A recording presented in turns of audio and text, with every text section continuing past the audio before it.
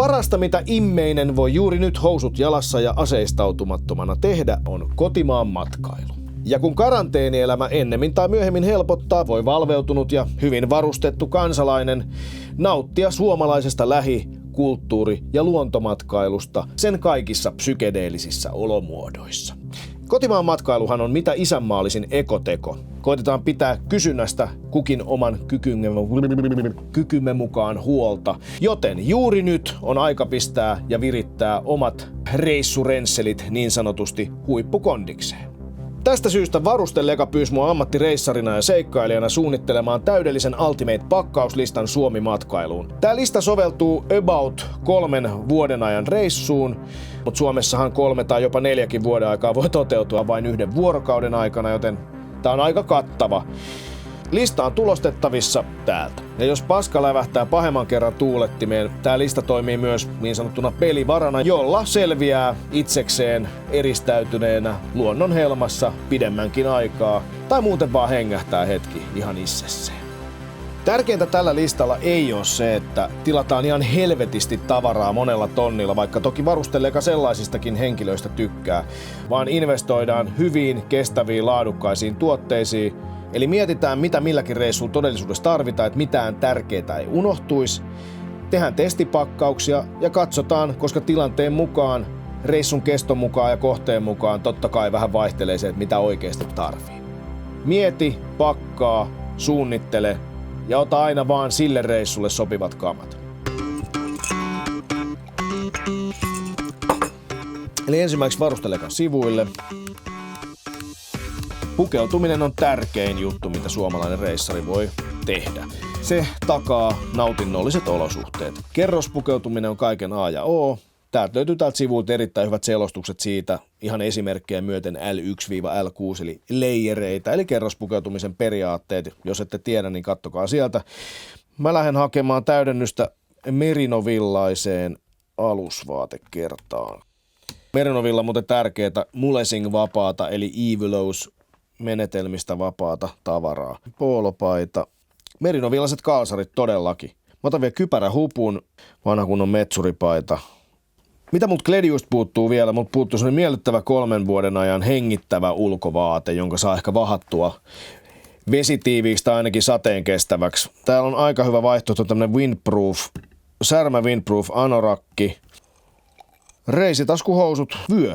Herra Jumala, pitäähän vyö olla miehellä. Sukat unohtu. Perkele. Nyt mä haluan löytää yleisjalkineet, jotka sopii skuugereissuun. Se tarpeeksi pitkä varsi, ettei bludaa joka mestassa ja missä on jonkinlainen Gore-Tex-kalvo kiinni. Ja täältä löytyy tällaiset Särmä TST malli 19. Niillä mennään. Otetaan tuolta toi meikäläisille jo perinteeksi muodostunut naisten koko. Sitten tullaan yleiseen ruokailuun, tulentekoon ja rakennukseen. Siellä mulla on puutteita. Karbiinihaka olisi aika kova sana. Varustelekan oman terävä tuotesarjan Skrama. Kipinä rauta. Rakentamiseen aina olennainen juttu, naru. Paracord naru kestää aika hyvin. Tässä on 15 metrin setti. Itse otan oranssin värisen, koska se on huomiovärinen. Ei ole tarvetta naamioitua. 15 metriä laskuvarjonarua, tosi kestävää. Toimii monenlaiseen rakentamiseen ja murtolujuus 2,5 kiloa, joten rantalakin voi sillä vaikka virittää itsensä jojoon, jos oikein paha tilanne tulee. Roudaamiseen liittyvät DD Waterproof Stuff-säkkejä, kuiva pussi. Noin, se on siis rullattava pussi, jolla saa siis tavarat pysymään kuivana vaikka vesistön ylityksessäkin, mutta sitten mitä sitä voi erityisesti tehdä, sitä voi käyttää tämmöiseen pakkaamiseen, rinkan sisälle pistää koko sen säkin ja näin sitten saa rinkan sisuksenkin vesitiiviiksi. Mitä mulla ei ole, vaellussauva. Ja täytyy sanoa, että vaellussauva on kyllä aika kätevä, mitä vanhemmaksi tulee, mutta myöskin mitä monenaisimmissa miljöissä sitä reissailee, niin kyllä varsinkin kivikoissa ja muissa mäkisissä maastoissa, niin on se aika nastaa, että on cheba mihin voi nojata. Joo, DD Hiking Pole. Okei, onks meillä melkein kaikki nyt niinku kasassa? Makualusta, hei mut muuten puuttuu yksi semmonen. Makualustassa on tärkeää, että siinä on hyvä eristävyys maasta, mutta nämä on toki käsikädessä aika usein tämä hyvä eristävyys, keveys, myös hinnan kanssa. Ja nyt mä alkaa budjetit pikkuhiljaa paukkua, joten silloin mä teen sen, mitä jokainen budjettitietoinen tilaaja tekee. panostaa ylijäämämatskuun. Eli täällä on paljon eri puolustusvoimien, eri armeijoiden ylijäämämatskuja, jotka on laadukkaita. Täällä on esimerkiksi alle 18 €, niin Bundeswehrin saksalainen ylijäämämakualusta, mä otan semmosen. Juomarakko. Eli täältä lähti yksi Source VLPS juomarakko 3 litraa. Menee hyvin sinne rinkkaan selkää vasten ja sieltä letku tulee ulos, mistä voi sitten imeskellä.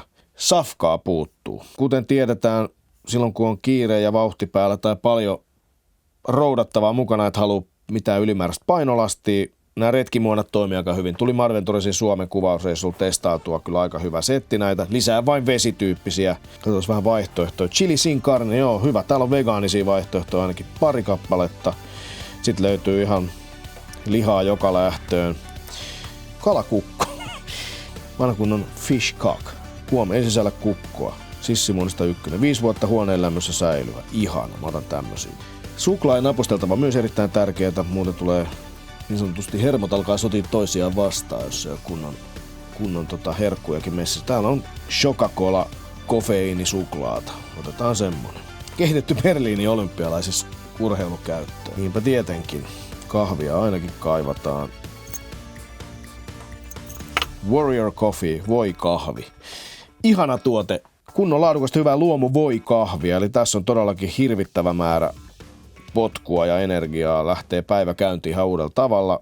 Nyt on ostoskori täynnä. Mitäs tää luvataan? Yli 90% tilauksista lähtee jo seuraavana arkipäivänä. Hyvä, koska tässähän on niin kiire niin kuin aina. Kirjaudutaan sisään. Mähän on vanha asiakas, eli niin sanottu kantasika. Vahvista tilaus. Näin. No niin, sinne lähti tilaus, joten aivan pian tulee toimitus. Päästään tekemään kaikille gearifetissistä nauttiville se upein hetki, eli unboxaus ja muutenkin kamojen läpikäynti. Sitä ennen käykää tsekkaamassa se lista. Kommentoikaa, jos löydätte jotain merkittäviä puutteita tai haluatte esittää parannuksia. Ainahan se yhteisaivo parempaa tulosta tuo. Eli kommenttia tonne alas tai varustelekaa viestiä. Me palataan pian.